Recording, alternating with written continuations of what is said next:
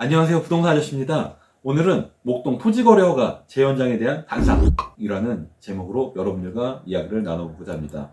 지난 4월 21일 날 제가 목동에 이제 좀 관심이 있어서 예의주시하고 있는데 목동에 참 안 좋은 배드 뉴스가 떴습니다. 이게 뭐냐면 4월 21일자로 서울시에서 토지거래 허가가 이제 4월 26일 날 만료되는 지정 기간이 만료되는 곳이 몇 군데가 있었는데 이거를 다시 재지정, 기간을 연장할지 여부를 발표를 했는데요. 4월 21일 날 서울시에서 안타깝게도, 목동이 재연장이 됐습니다. 그래서 다시 4월 27일부터 내년 4월 26일까지 1년간 토지거래 허가 지역으로 묶이게 됐습니다. 그래서 그 뉴스를 듣고 나서 저의 생각과 이 토지거래 허가가 이렇게 되면 목동이 어떤 영향을 받게 되는지, 또 거래에서는 어떻게 되는지, 가격은 어떻게 변동이 될 건지, 이런 거에 대해서 한번 생각을 해봤는데요. 그거에 대한 영상을 한번 찍어 보겠습니다. 4월 26일까지, 23년 4월 26일까지 토지거래 허가 연장, 이렇게 됐는데요.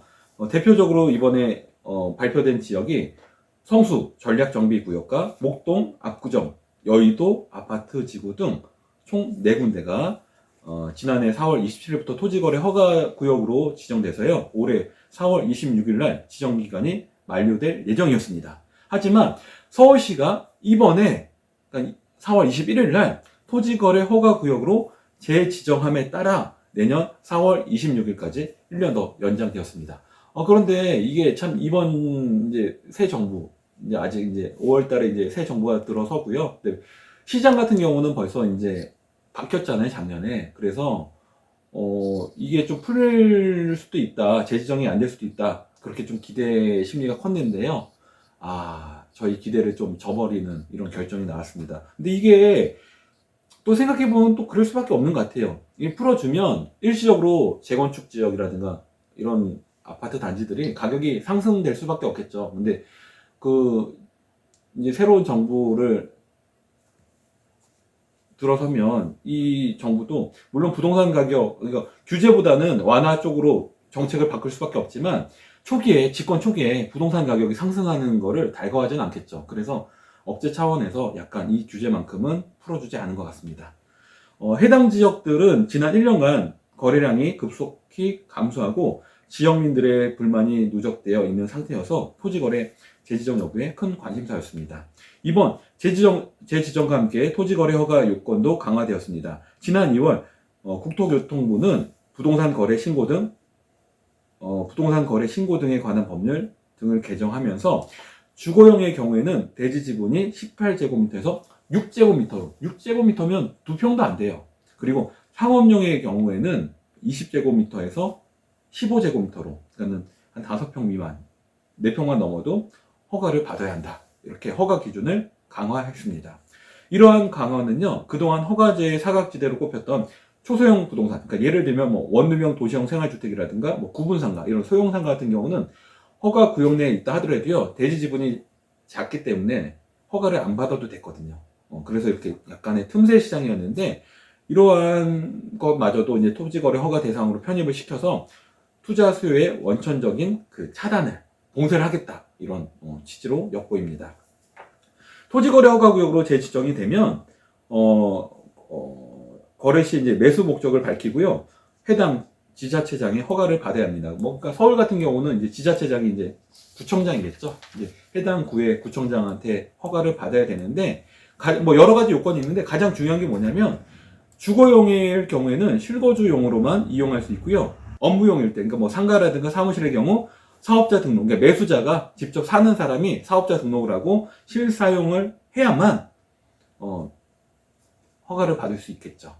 그래서 참고로 주거용의 경우에는 2년 이상의 실거주를 해야만 처분 또는 임대를 할 수 있습니다. 이로 인해 투자 수요, 즉 전세를 끼고 아파트를 사는 갭투자는 원천 차단되어 거래량이 급감할 수밖에 없는 구조가 됩니다. 실제로 토지거래 허가구역으로 지정된 이후 지난 1년간 양천구, 목동, 신시가지 1단지 경우를 한번 들어볼게요. 여기가 1882가구, 그러니까 2000세대에 가까운 대단지예요. 근데 지난 1년간 거래량이 10건도 채 되지가 않았어요. 매매 건수가. 그런데 직전 연도, 그러니까 직전 연도니까 그 허가구역으로 묶기 전에, 그 전에는 1년에 한 50건 정도가 이제 매매 계약이 체결되던 동네였거든요.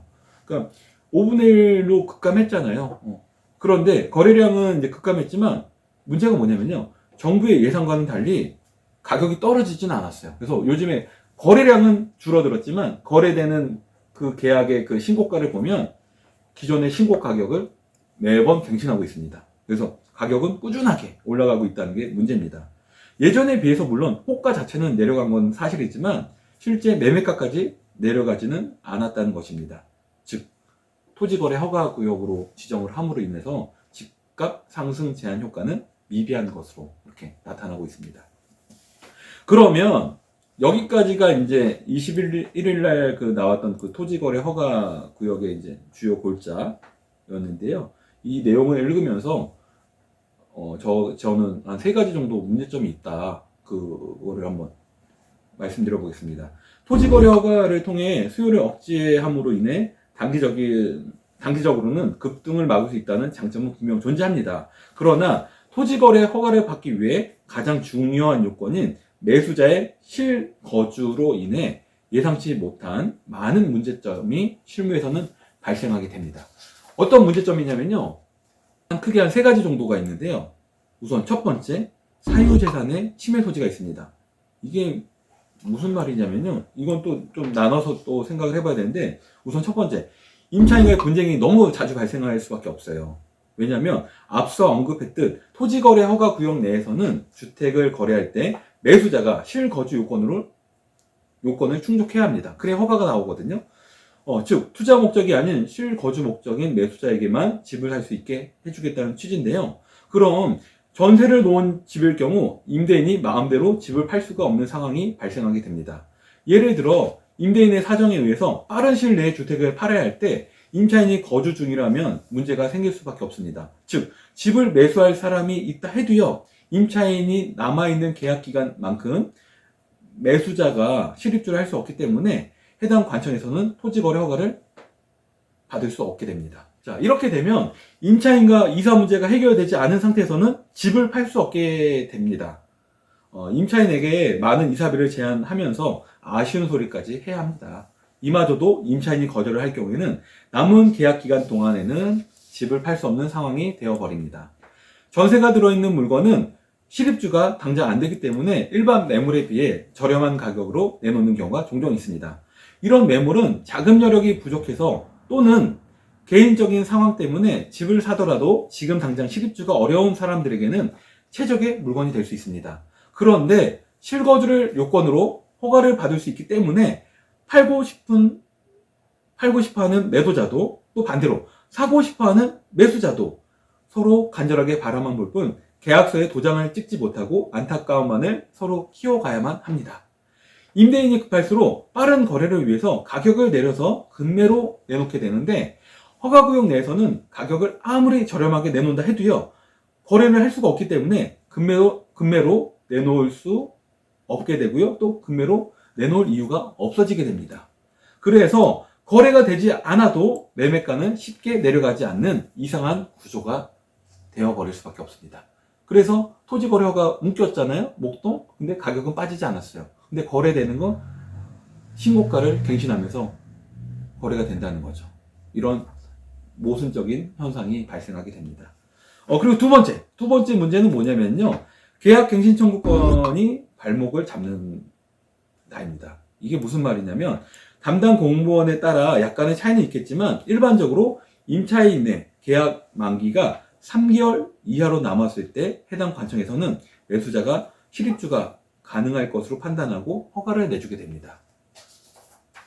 이와는 반대로 임차인의 계약 만기가 3개월 이상 남아있는 시점에서는 실거주 요건 미비로 인해 거의 불허가가 될 가능성이 높습니다. 여기서 임대차 3법에 의한 계약갱신 청구권이 문제가 됩니다. 새로운 매수자가 실입주를 이유로 기존의 임차인의 갱신 청구권을 거절하기 위해서는 계약 만기 6개월 전까지 소유권 이전 등기를 해야 합니다. 그런데 6개월 전에는 토지거래 허가를 받을 수 없기 때문에 물리적으로 소유권 이전 등기를 할 수가 없게 됩니다. 그럼 미리 매매 계약을 체결했다 하더라도 토지거래 허가를 받기 위해 잔금일을, 그러니까 소유권 이전일을 임차인의 계약 만기 3개월 전쯤으로 잡아야 하는데, 이렇게 되면 또 다른 문제가 생깁니다. 바로 임차인이 계약갱신 청구권을 행사하게 되면 새로운 매수자는 실입주를 이유로 거절할 수 없게 된다는 것입니다.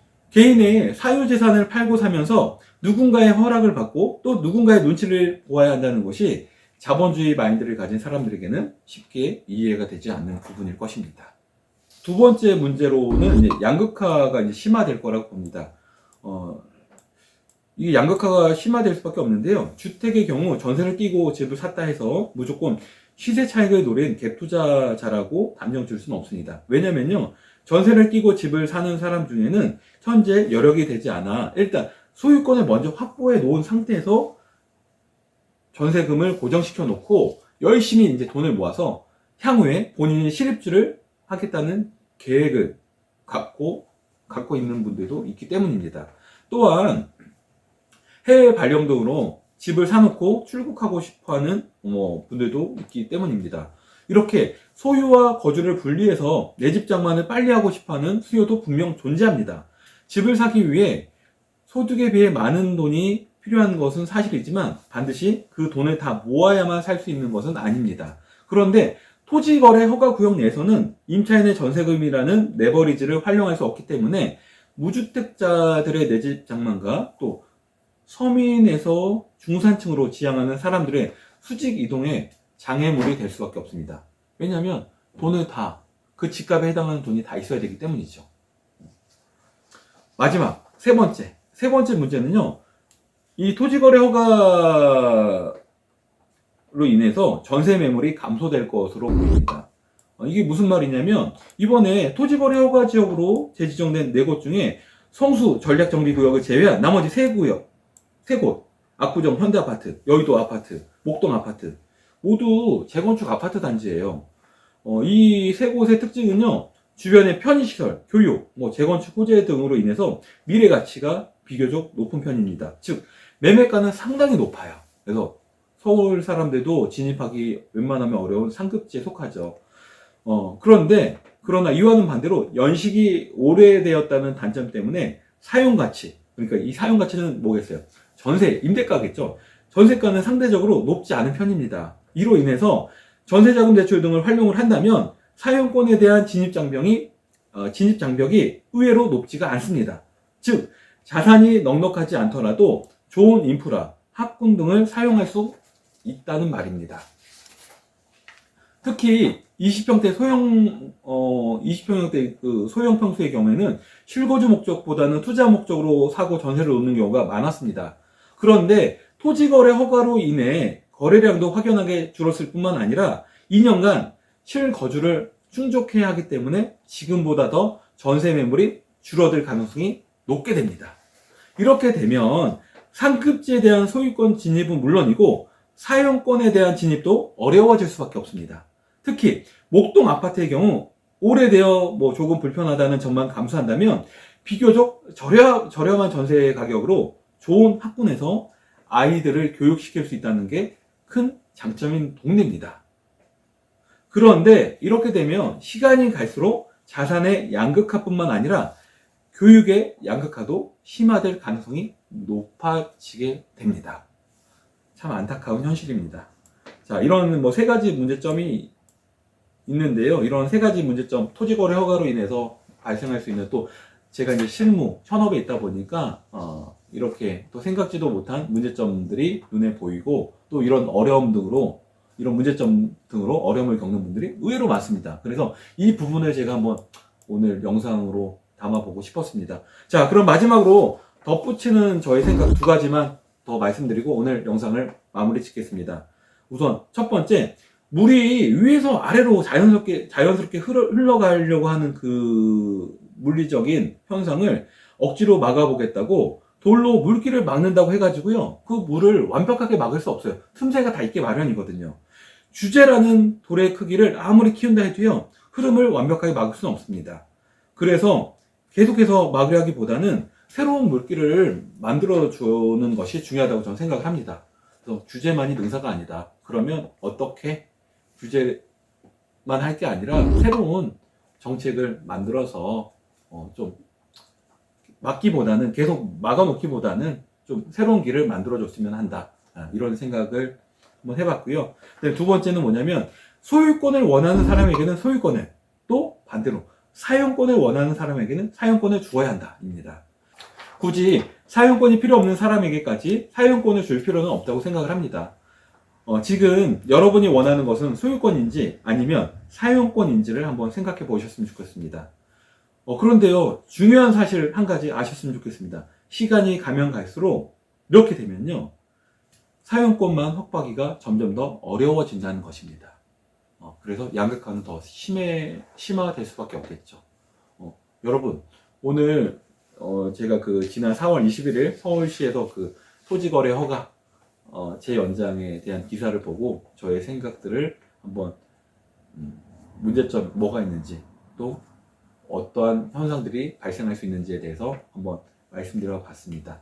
오늘 영상을 통해서 여러분들도 한 번쯤 토지거래 허가, 그 다음에 앞으로의 본인의 사용권과 또 소유권에 대해서 한번 생각해 보실 수 있는 시간이 되셨으면 좋겠습니다. 여러분, 오늘 영상은 여기서 마치겠습니다. 감사합니다.